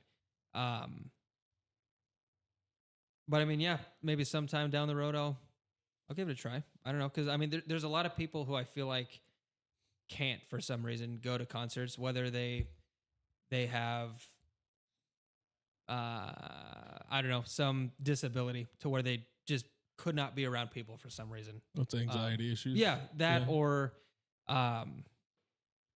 yeah, A general just- disdain of human beings. exactly. Yeah. I don't know. Yeah, I'd give them a shot. Okay. How do you handle nerves or self-doubt before stepping on stage, and what's your go-to ritual to get in the zone? Just start playing. Yeah. I would say. So I think this is my 5th year doing the farmers market, and I would say every first day of the year. Which just happened. Yeah. It was I just would Saturday, Yeah, right? I would think. What am I doing? This is. Yeah, just what am I doing would be the big question. Yeah. But then I just start singing and playing whether I want to or not. Sometimes I don't want to be there. You can tell I don't want to be playing somewhere if I'm constantly looking down, but as time goes on, I'll look up. I think that's just another learning curve too, Yeah. And I mean, it's the farmer's market. Like, people aren't there for you. Right. If it would be like an open mic, my eyes are open. I'm looking at people and singing. I'm moving around a little bit more, but at the farmer's market, I try to rein it in because they're not there for me. Speaking of that, are you doing the open mic at Fenders? Yeah. Okay. Absolutely. What's your dream venue to perform at, and why does it mean so much for you to do that? I mean, Wembley Stadium would be absolutely amazing. Same with Glastonbury. Okay, Freddie. Mercury? That Wembley's gone. Oh, I guess it is gone, isn't it? It's a new Wembley. Okay, It's a new Wembley. Yeah. Old Wembley's gone. Okay, my bad. I guess for realistically, I would like to do the Midtown Event Center on like the big concert stage that they have out there. Dream wise, I would like to shoot for Madison Square Garden. It's kind of the dream for any American artist, I think. Yeah, and I feel like if I can get there, then Then you'll know you've made it. yeah, But exactly. you haven't made it until you get there, huh? Yeah, I don't know. Could I be don't know. playing all over the country, but Yeah, I don't until know. we I get to feel Madison like Square Garden. I feel MSG. like I mean, doesn't in every industry isn't there always a Madison Square Garden? there's a Mecca. Oh, yeah. There's always Yeah. a Mecca. there's always Yeah. a Mecca. Always. I don't know, but that's the venue that I hear artists speaking about most. So I'm like, well, why don't I shoot for that, and then see if I can do more. Well, let's fucking get you there. Yeah, well, I appreciate it. Yeah. Where do you see your music taking you in the next 5 years? Any dream collaborations, tours, or milestones you're aiming for?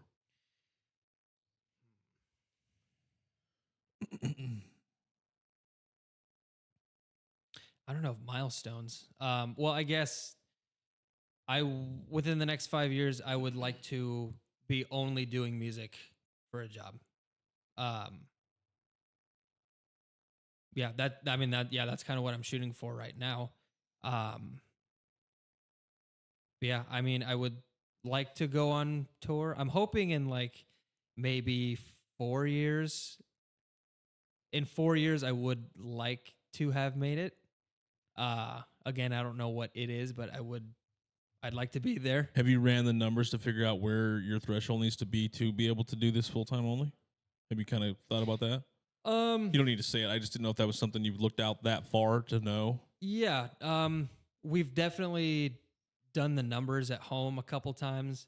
I mean, if I do like maybe a couple gigs every week and maybe do like $100 an hour or something. And then, yeah, other things like that, I would probably be making more than I do at my job right now. Okay. I mean, I do have some other ideas of making money other than gigs and stuff. So on top of that, that'd be even more money. So you're not too far off, right? No. Just getting the gigs lined up. Yeah, pretty much. And I think hopefully by fall we get something figured out to where to where I could be working part-time. Mm-hmm. You know, like that's kind of the goal for this year. Yeah, so hopefully when I get my album out in like November, maybe we'll have something figured out. Well, I when you make it big, don't big time us, okay? Make sure you come back to the show. Oh, absolutely. Let's see. The music industry is going kind of global with artists breaking out across borders and languages. Are you exploring international sounds or collabs to reach more of a global market? Sounds absolutely. In my family, Celtic music was always a big part. And I think that was the first ever genre that actually really reeled me in. Sound is good with that. Yeah, I love it so much. And I think because of how much like Irish folk music I listen to, I think that's partially why I sing the way I do and play the way I do. I go hard on that. Right? Right It's around just March good. 17th. Right in that couple days, I go real hard on that. Yeah, there's For like about a 3-day window. the How to Train Your Dragon soundtrack. It was just like as a kid hearing that for the first time, I'm just like, this is incredible. Mm-hmm. Like the bagpipes and orchestra on top of like dragons, because like I love me some bagpipes. Oh man, yeah, bagpipes are awesome. Bagpipes over Baghdad. Bagpipes over Baghdad, from Baghdad. I think that's a song. That might It's be an an Eminem Eminem song. song. Yeah, there we go. Yep. But no, yeah, Well, like Dropkick Murphys. Is that yeah, them, Flogging Molly, I really like. they're good too? I didn't know that House of Pain was an Irish rap group. They were? Yeah, I don't. I Yeah, did not know yeah, that. I listened to their album, I think a couple weeks ago, and they were talking about all these Irish references, and I'm like, For real? really? Yeah, I'll have to go back and listen Yeah, to it. I'm 'cause pretty sure. I did not know that. yeah, That's well, you taught me something today. yeah. But no, yeah, the Decemberists, they filter a whole lot of Irish and Scottish music into their stuff. Like not the genre, but like the sound and the way that the instruments are played, I guess. Gotcha. Because they've got a lot of fiddles, I love a good flutes, fiddle, too. accordion. Yeah, they've just got a lot of just really out there instruments. I think that's also another reason why I like them, because they have so many instruments. It's just ridiculous. Like on stage, I've seen them twice, and on stage, you're just looking at it, you're like, how do you have walking room up there? Right. Like there's just so much stuff up there. It's amazing. If you could sit down with any musician, dead or alive, who would it be, and what burning question would you ask them?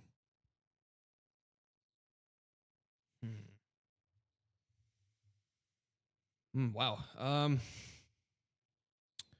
Tough hitting questions on Touching Base podcast. Yeah, that's okay. We It's can- good. we- It's good that I think every now and then.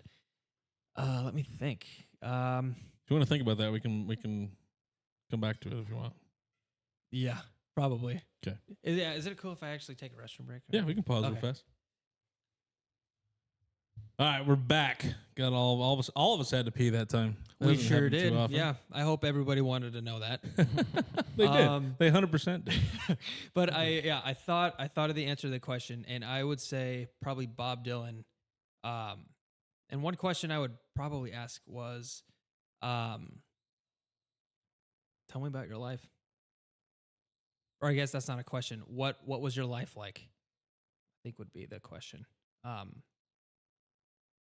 Yeah, I mean, there's so many questions that come to mind, but I think that one would probably stand out. Nice. What's one piece of advice you'd give to another person your age or younger wanting to get into the music or starting to get into music?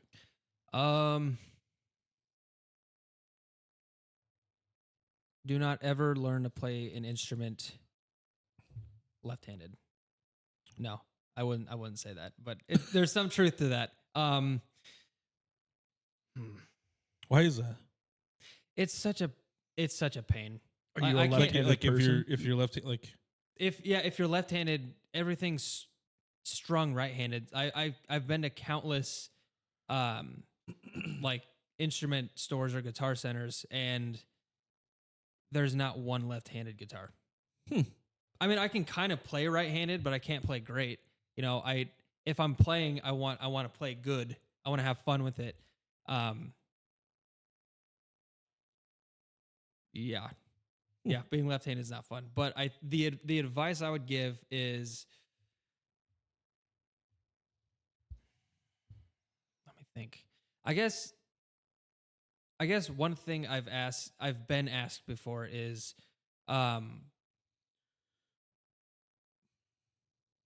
I'm just trying to think of how I want to phrase this. you're good. Before I've been asked, how do you start writing a song? I guess what's the first step to it? And one thing that I do is, or a rule that I do is, I like to write what I think, not what I feel. Because like if I'm angry, I feel like I want to punch a hole in the wall, but that's not elegant. You know, I like, what am I thinking? What do I think about the situation? And that's been I think that's probably been the biggest step of the way I write songs, is just write what I'm thinking. Step out of the situation a little bit, kind of. Yeah, kind of a little bit. Yeah. That's kind of cool. Yeah. And then don't give a shit what people think, right? Yeah, that too. Yeah, don't do that. So 'Cause- go ahead. Oh no, I was just gonna say because what is it? Jealousy is the thief of joy. Is that what they say? I don't know. Sure. Yeah. think Yeah. so. Okay, it's what they say. Yeah. Somebody said it. You just did. Yeah. I'm sure there, could be more. Jealousy is usually formed from wanting to be in your position. Like Yeah. that's literally how. That's usually where hate comments come from too. Yeah. If they're questioning what you're doing and they're jealous, it's because they want to be where you're at. Yeah, Usually. I've also noticed that. And the thing is, the funny thing of being a hater is, like, I have been a hater of a lot of things. You know, like just very very small things. Like people.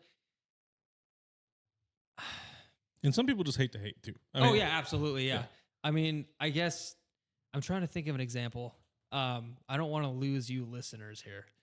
Let me think. You won't lose the 3 that are listening. That's fine. I guess it's just things where people post themselves doing things that's so bizarre, but they think is helping their life. I guess it's just them fooling themselves that their way is better. Yeah. You know, and I'm sure I do the exact same thing, but I don't post it. I Right. try not to post it. I try to post funny stuff. I don't know. Yeah. That Yeah. works. It works. So what's next for you? Any upcoming releases, shows, or projects you're excited to share with our listeners at all?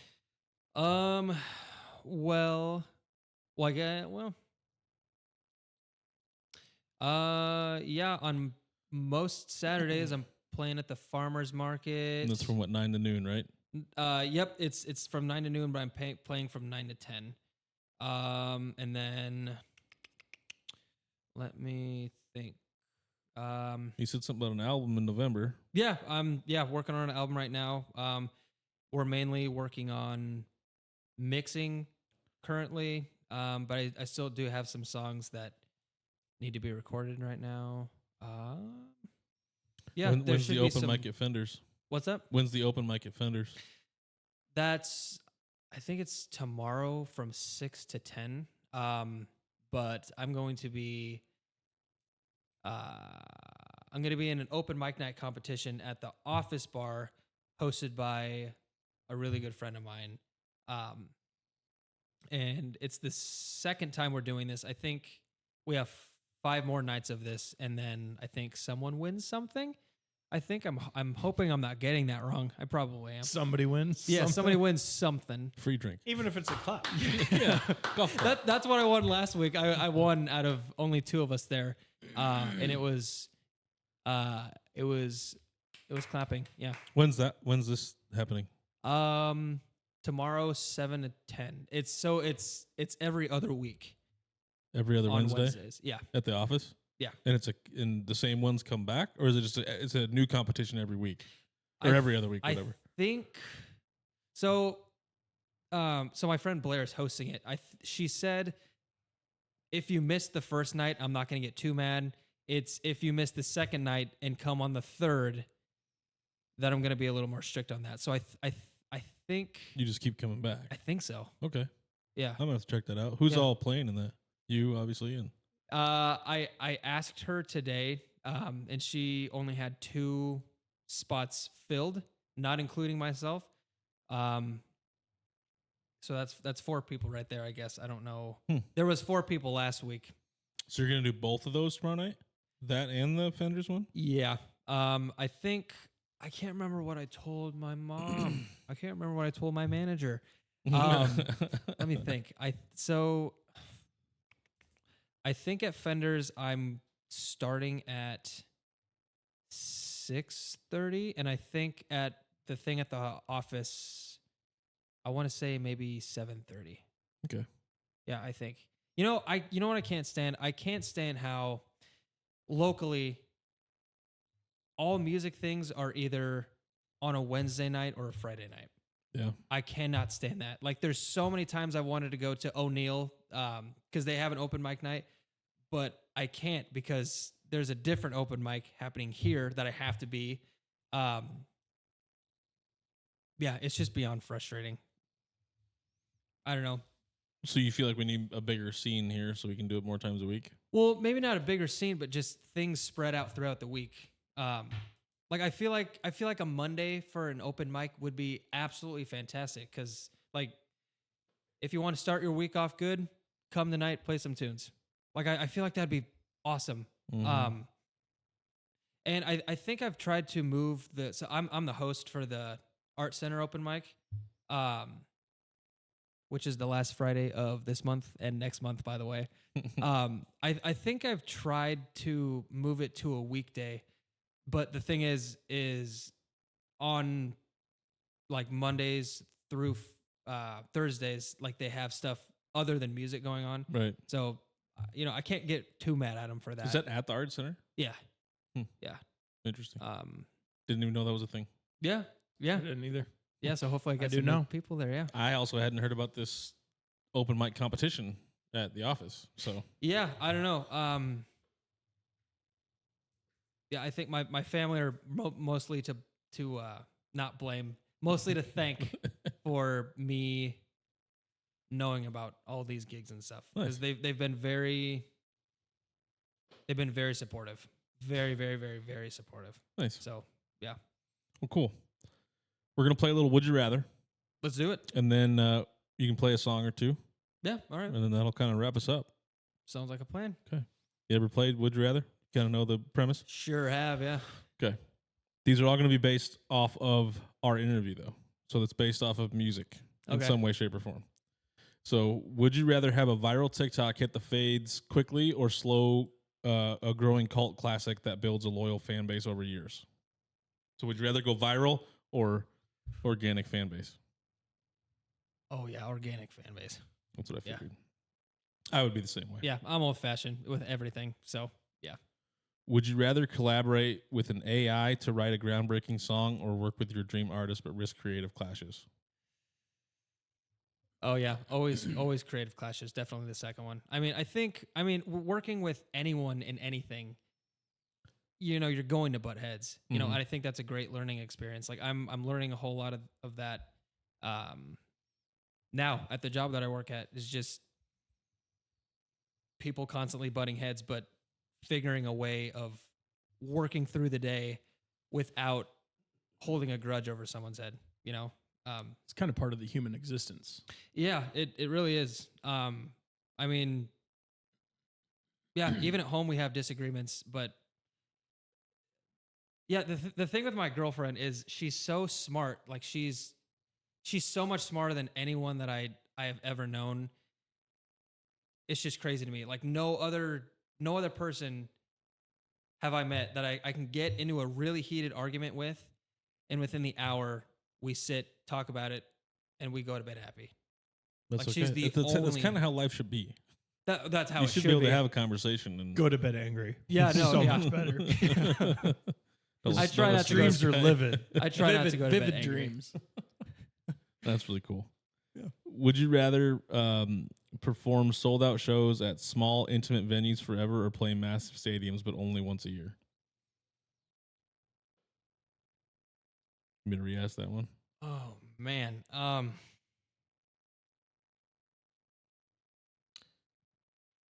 So I would say,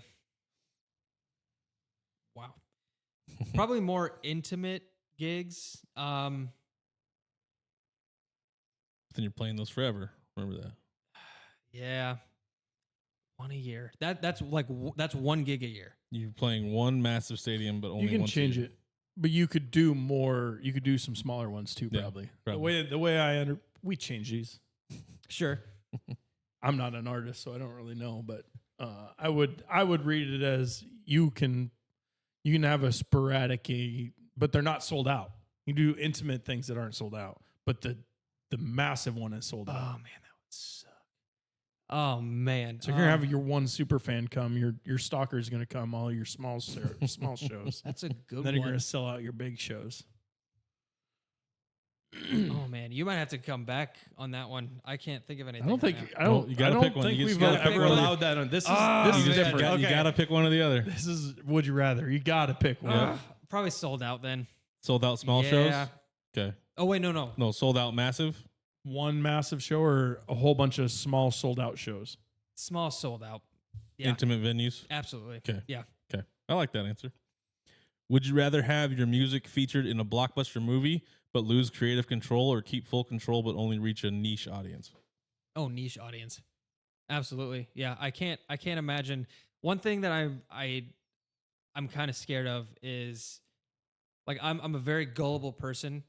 So someone can say, here's what we can offer you, and it's got a cherry on top with rainbows coming out of it. And I'll be like, oh, absolutely, without even thinking. Yeah. So yeah, I never want to make a really bad deal with a record company. And lose creative control. Yeah, That's exactly. tough.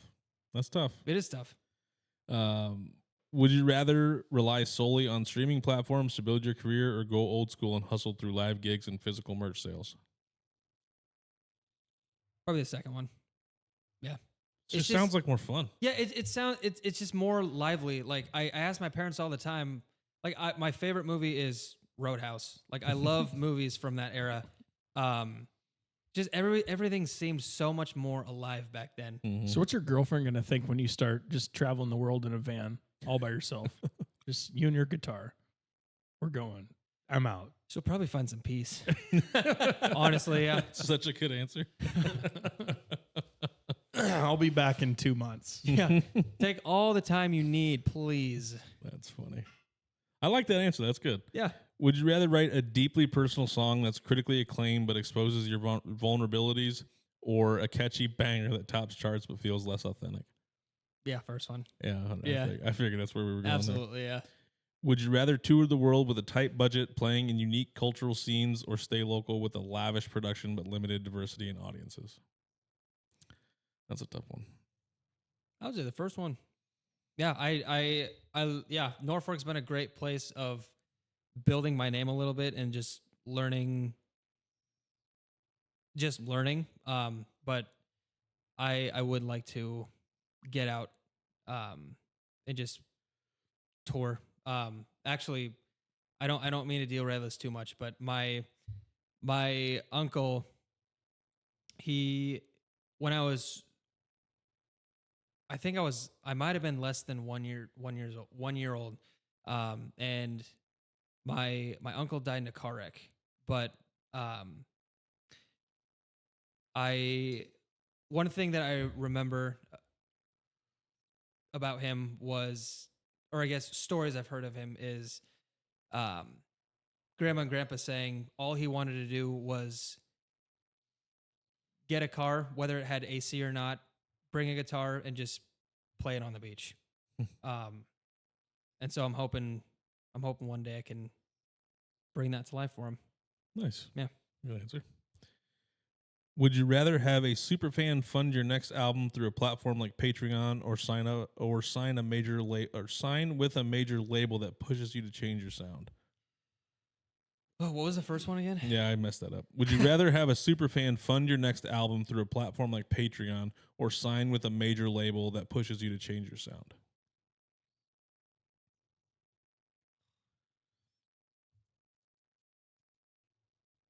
Yeah, my gut would say the first one.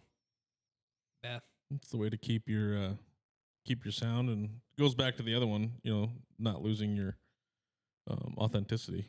Yeah. Well, until the super fan wears your skin suit. Exactly. Yeah, exactly. I mean, I suppose. Would just had to go there, didn't you? Yeah, it's a callback Well, to it's the truth. the stalker It at is. the single stalker in your small venue. Would you rather create a revolutionary virtual reality concert experience, or stick to raw, unplugged acoustic sessions in real life? Raw unplug. Yeah, Yeah. 100%. Would you rather be remembered as a one-hit wonder with a timeless anthem, or an under-the-radar artist whose work inspires generations of musicians? Second one, yeah. Yeah. Yeah. You don't want to be a one-hit wonder? Absolutely not. I can't imagine. I love the song somebody that I used to know. I love it. I can't imagine only having that song that people remember me by. And I mean, eventually it's going to happen, I mean, eventually with any artist, there's always going to be that one thing people remember you by. Mm-hmm. You know, I mean, it's kind of inevitable, but yeah, right now I can't imagine only having one banger. Okay. Well, that's all of them. All 10. Well, okay. All So right. would you like to play us a song? Yeah, absolutely. Are we yeah. set up for it? You got those mics sticking out far enough for you? I think so. The one that you can sing into. You're gonna sit to play it probably? Yeah. This is the first time we're doing this, audience, so bear with us. You want me to come move that other one? Or do you got it? Probably, yeah. Okay.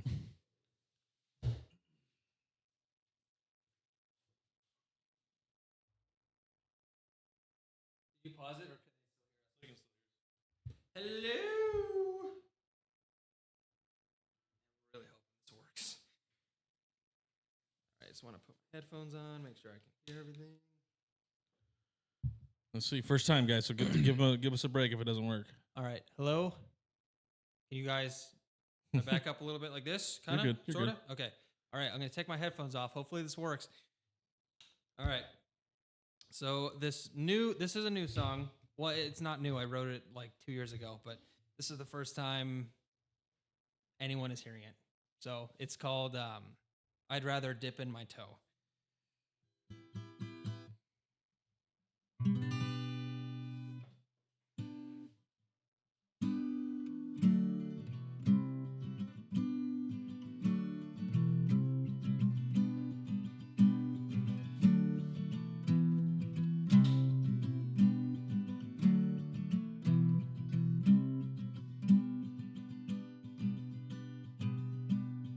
You're not the best at speaking your mind. You saddle up to make brine. I think, my comrade, you will soon find I arise as I'm liberated every time. I'd rather dip in my toe to see if there's any ripples.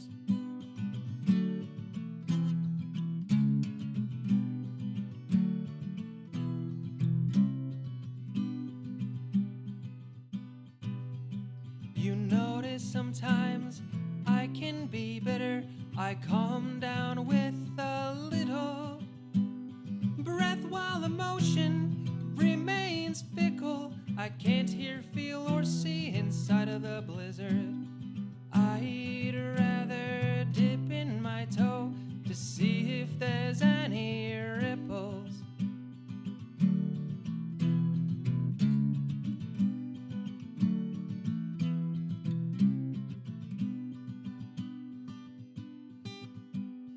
How far can you take a joke?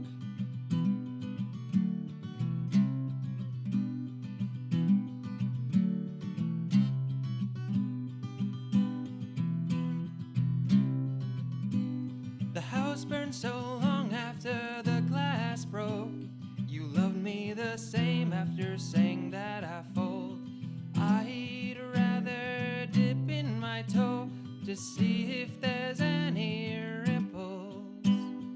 I'd rather dip in my toe to see if there's any ripples.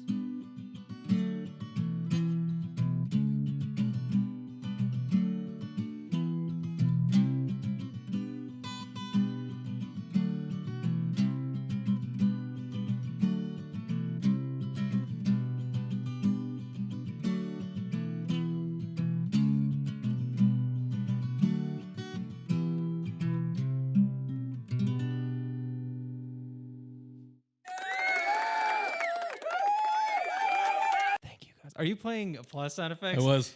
Well, thank you everybody. Thank you very much. That was really good, man. Thank you. Yeah, we'll give you a second to. You can just kind of push that other mic out of the way if you want.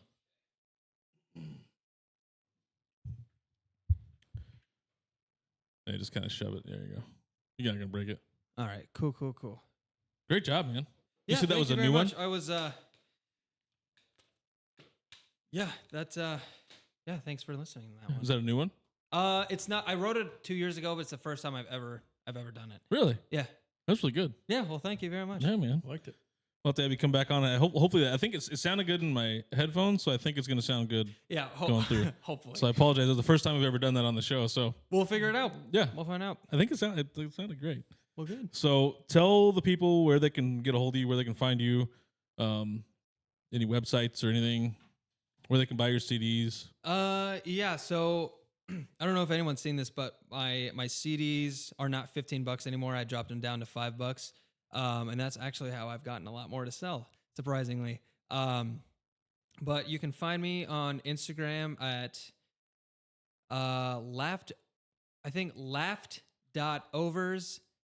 laughed.overs.photos on Instagram.